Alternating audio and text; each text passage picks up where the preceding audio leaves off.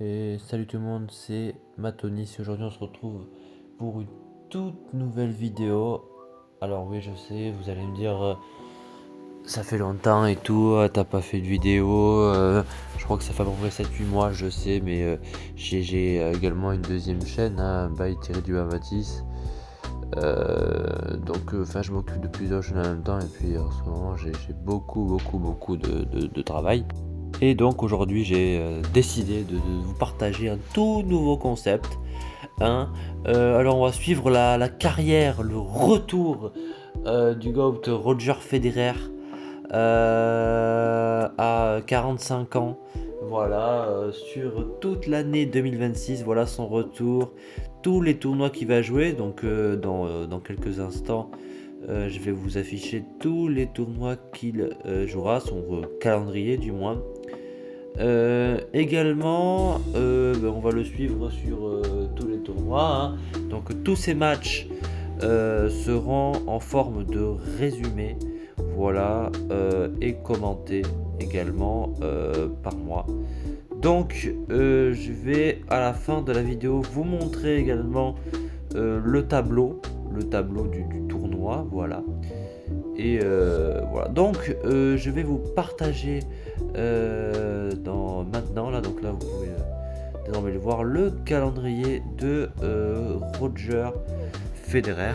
Donc en janvier il va jouer 2 tournois, un ATP 250 et un Grand Chelem. Donc l'ATP 250 ça sera le tournoi d'Auckland, voilà, et ensuite pour clôturer janvier il finira par l'Open d'Australie. Pour ce qui est donc de février, il va débuter avec le tournoi de Montpellier. Ensuite, il va enchaîner par le tournoi de Delray Beach. Voilà. Également, il va faire l'ATP 500 de Doha. Voilà. Et ça sera tout pour février. Pour ce qui est donc de mars, il va faire le tournoi d'Indian Wells. Voilà, le Master 1000 d'Indian Wells. Et également le Master 1000 de Miami. Alors pour ce qui est d'avril, il va débuter par le tournoi de Monte Carlo. Voilà.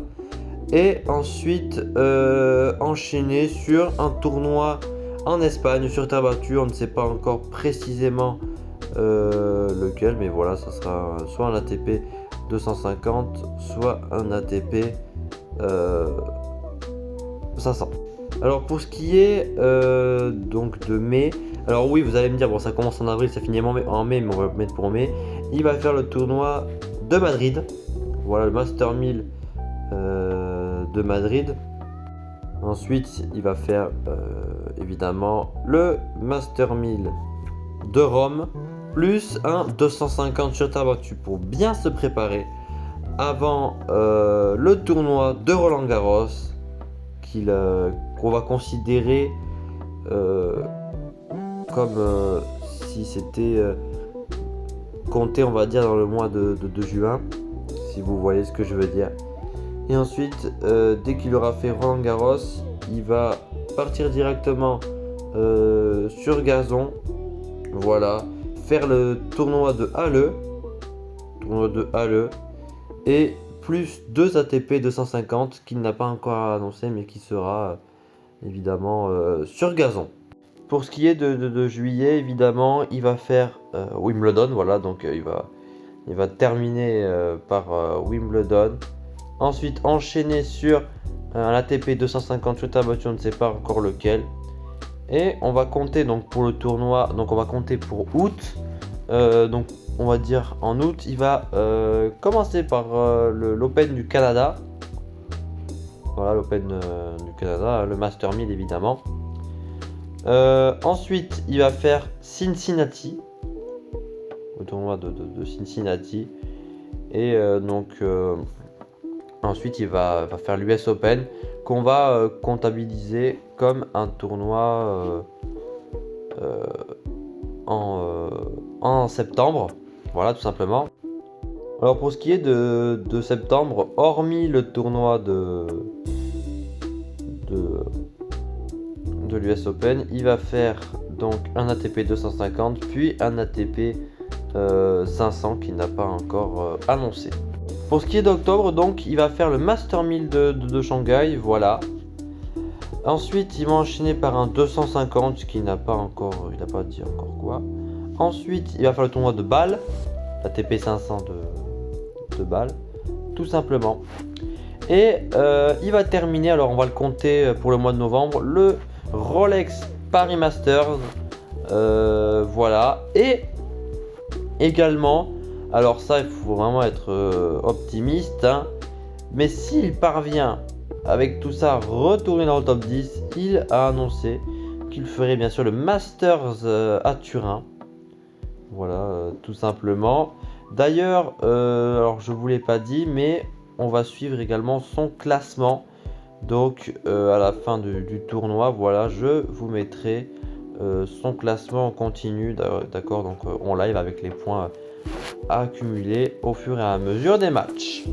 Maintenant que je vous ai présenté le calendrier ATP de Roger Federer, je vous laisse le résumé de son premier tour à l'ATP 250 d'Auckland face à Yannick Sinner.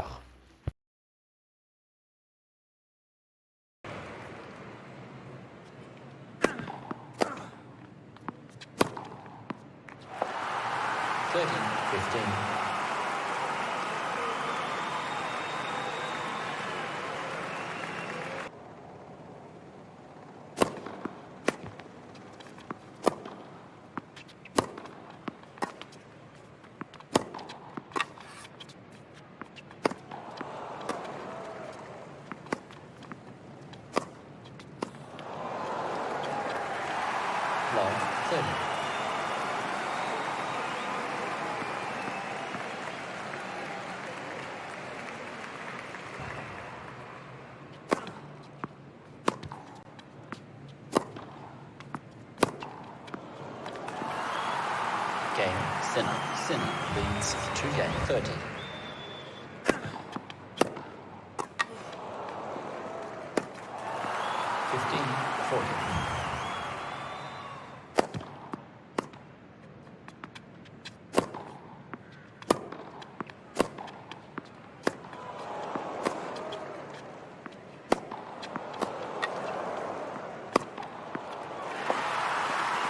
Game, Sinner. Sinner leads 4 games to 1.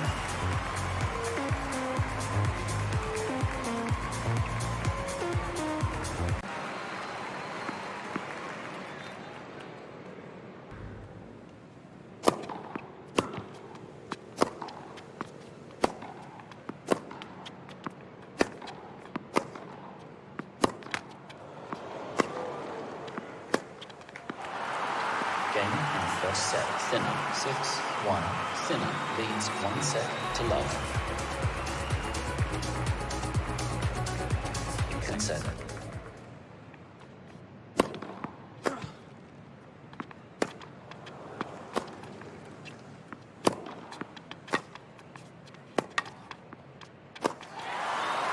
Love 15.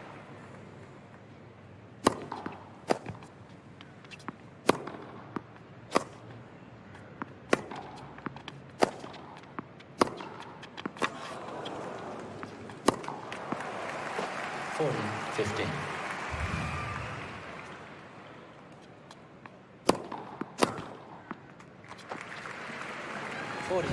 Federer.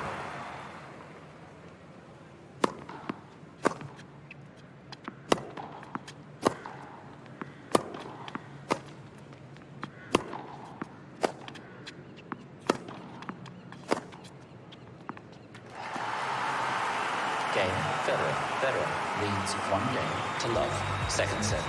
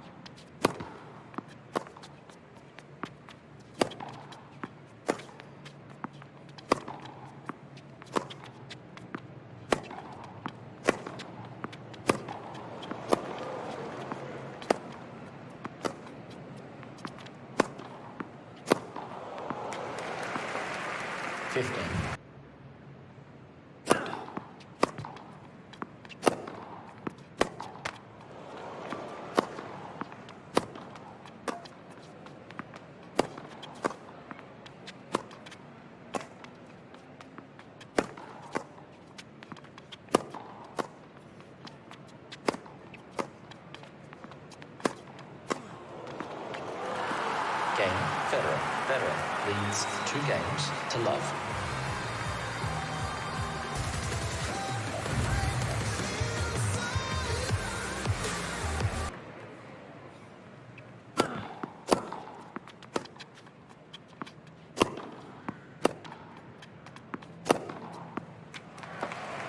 Fifteen, 30.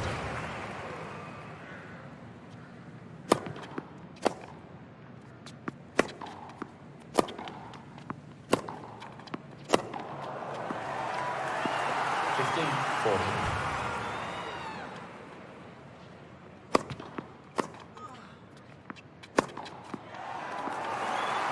Juice.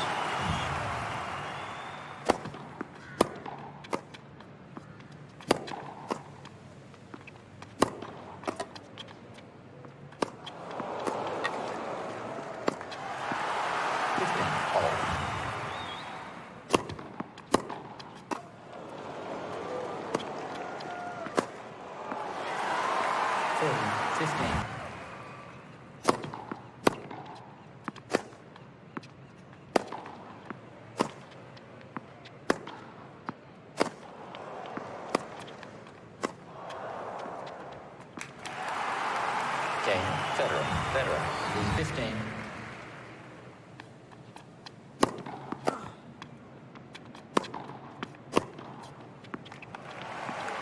Forty, 30 is to 2.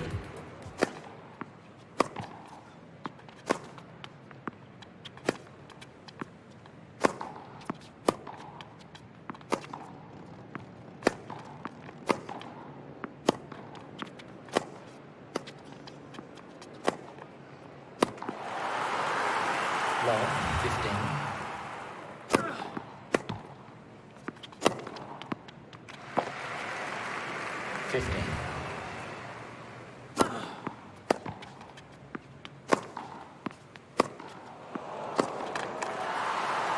Game, Sinner.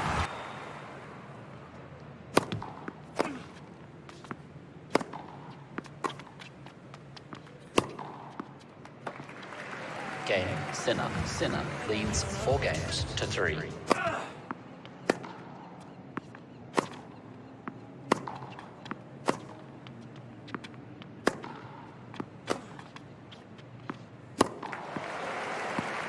Love, 40.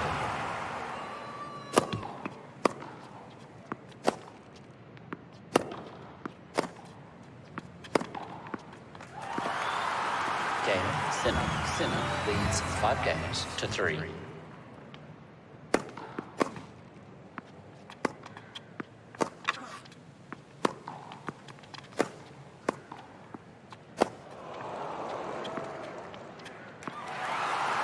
Love, 15.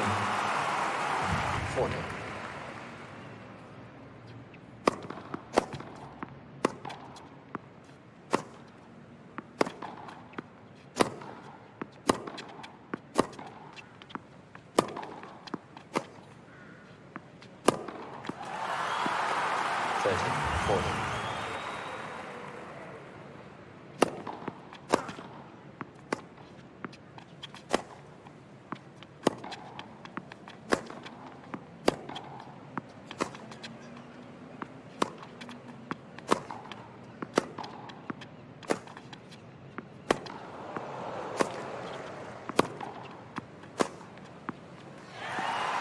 Game, Federer, 30.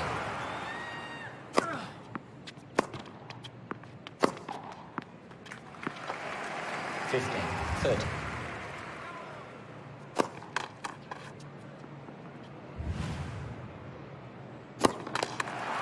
Game, set, and match. Sinner, 2 sets to love.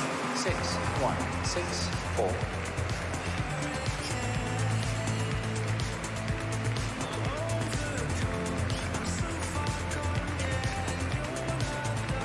Bon, malheureusement, c'est la défaite hein, pour Roger Federer. C'est logique hein, face à Yannick Sinner. Voilà, bon, on espérait peut-être un meilleur match, pourquoi pas un set pris par Roger, mais pour finalement un match de reprise. Hein, il a pris sa retraite en 2022, nous sommes en 2026. 4 ans après sa retraite, c'est quand même un match potable de sa part, hein, 6-1, 6-4, voilà, il n'a pas tout perdu. Maintenant, il faut qu'il se concentre sur l'Open d'Australie, voilà. Donc, je vais vous partager dans quelques instants le tableau, simplement du tournoi. Donc, le tournoi est terminé d'Auckland, donc voilà. Donc ici, voilà, donc on peut voir Roger Federer qui était wildcard, qui était l'invité, qui perd 1 et 4 face à la tête de série numéro 2, Yannick Sinner. Donc, nous pouvons également apercevoir tout en haut du tableau Carlos Alcaraz qui a galéré mais a gagné face à l'américain Ben Shelton 6-3, 4, 6, 7, 5. Voilà, nous voyons également que Daniil Medvedev gagne face à Tyler Fritz 6-4, 3, 6, 7, 6. L'américain pourtant tête de série numéro 4 s'incline face au russe. Et Alexander Zverev, tête de série numéro 3, gagne facilement Francis Tiafoe 7-6-6-3. Pour ce qui est des demi-finales, Carlos Alcaraz bat Daniil Medvedev après un combat titanesque 6-4, 6-7, 7-5, incroyable. Et de l'autre côté, Yannick Sinner qui bat facilement Alexander Zverev 6-3, 6-4. Et la finale, Carlos Alcaraz, la tête de série numéro 1 face à Yannick Sinner, l'Italien, la tête de série numéro 2. Et c'est Carlos Alcaraz qui l'emporte 6-4, 3-6, 7-5 au terme d'un tournoi d'Auckland où on pourra dire finalement qu'il y aura eu du monde. Hein. On peut pas dire que c'est un tournoi où il y aura eu personne. Hein. Il y aura eu beaucoup de monde. Voilà. Donc, je vais vous mettre le classement de Roger Federer maintenant, après sa défaite au premier tour. Oh, excusez-moi, c'est écrit en petit, mais du coup, c'est le vrai classement. Voilà, ATP. Donc, si vous voulez aller vérifier le classement en live, c'est le réel, bien sûr, avec Roger Federer en plus, mais sinon, c'est le vrai classement. Donc, Roger Federer a, avec son premier tour, a acquis 10 points. Voilà, donc ça va de la 1161e place mondiale à la 1135. Donc, Roger Federer est classé 1139 mondial avec 10 points. Et alors, j'espère que cette vidéo vous aura plu, elle touche à sa fin. J'espère que vous avez compris maintenant le concept et qui va vous plaire. Donc on va suivre vraiment tout au long de cette année Roger Federer. Donc maintenant, pour terminer le mois de janvier, il lui restera l'Open d'Australie. Donc la vidéo maintenant va débuter avec du coup le calendrier ATP, mais seulement de janvier avec le tournoi d'Auckland qui sera barré. Ensuite, le résumé, d'accord. Et pour terminer, le tableau du tournoi et évidemment le classement. Voilà. Donc j'espère que cette vidéo vous aura plu. C'était Matonis. N'hésitez pas à vous abonner, à activer la cloche et à la prochaine.